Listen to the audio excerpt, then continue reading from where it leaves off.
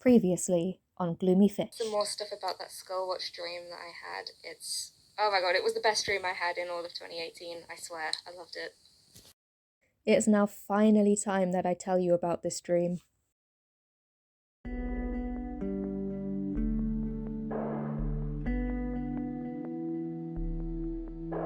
I was running through my local park with my parents and a big crowd of people, trying to find safety from the tremors that were causing massive holes to appear in the ground.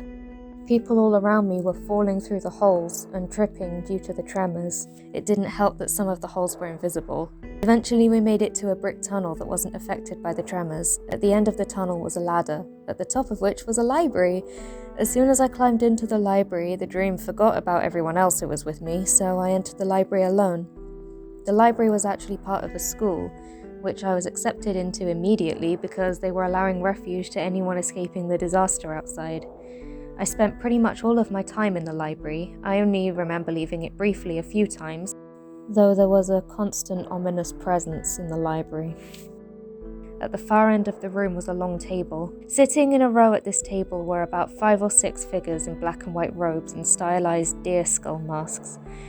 They were always sat there unnaturally still, and there was something non-human about them. They were the Skullwatch, guardians of the school who were there to make sure no one broke any rules.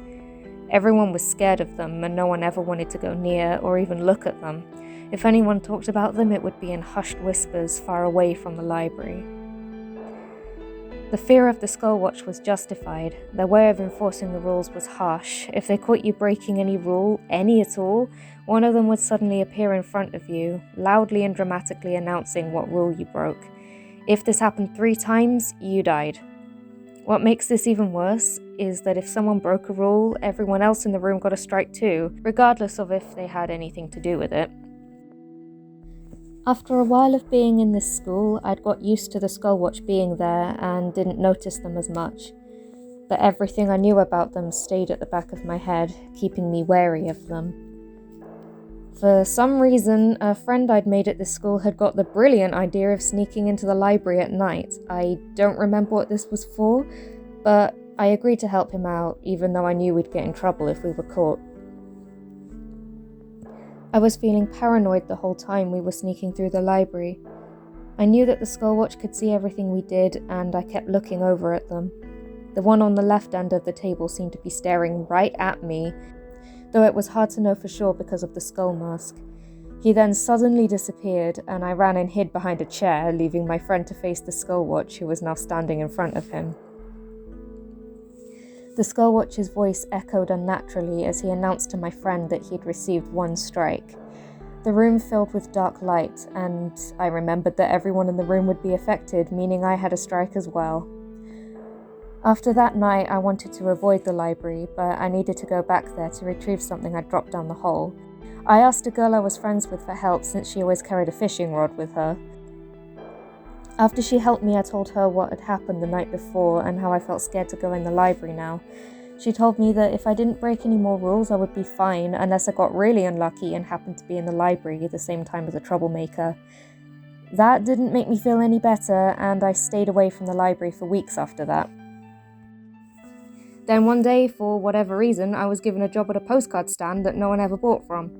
This happened to be right next to the Skullwatch table. So I was sat at my stool, bored out of my mind and doodling in my sketchbook because there was nothing else to do. The Skullwatch looked very different up close. Most of them had their skull masks off and were talking to each other and laughing happily. They all looked colourful and fantastical. One of them had blue skin, long dark hair and angel wings. The one closest to me had rough dark orange scales and small horns on his head. He looked like he wouldn't be out of place in Star Trek. He kept catching my eye and smiling at me. He looked genuinely friendly, but I wasn't sure how to react. Eventually, I started smiling back at him. Those smiles soon became small remarks I'd make about their conversation. He would always acknowledge. This all seemed to happen naturally without me having to think about it. A few days later, I was now being properly included in the Skullwatch's conversations. It wasn't long until I became friends with them. Well, all of them but the one with the angel wings. It's not like the rest of the Skullwatch didn't try to get him to be friendlier though, but his response was this. I don't see why I should have to be friendly with the students. We should be distancing ourselves from them, not laughing with them. The others disagreed and said that there was nothing wrong with them being friendly with the people around them. This erupted into an argument. One day, when talking to my closest Skullwatch friend, I mentioned the strike I'd got from them before and how I used to be scared of them. His cheerful demeanour suddenly became serious, and he said that me being friends with the Skullwatch didn't excuse me from potentially getting more strikes. A bit of time passed, and suddenly a student fell down the hole at the opposite end of the library. The winged Skullwatch immediately launched into action, flying with great speed, and rescued the student. "Wow, I thought you wanted to distance yourself from the other students," I said. "I'm just doing my job," he replied curtly. "I have a duty to look out for the students. That's all I did." The dream ended with my parents suddenly showing up and telling me it was time to go home. I said bye to the Skullwatch, and the one with wings smiled and admitted that he would miss me. So I had this dream in November 2018, and it's one of my favourites. Since then, it has become a part of my OC's world, and I've expanded the lore.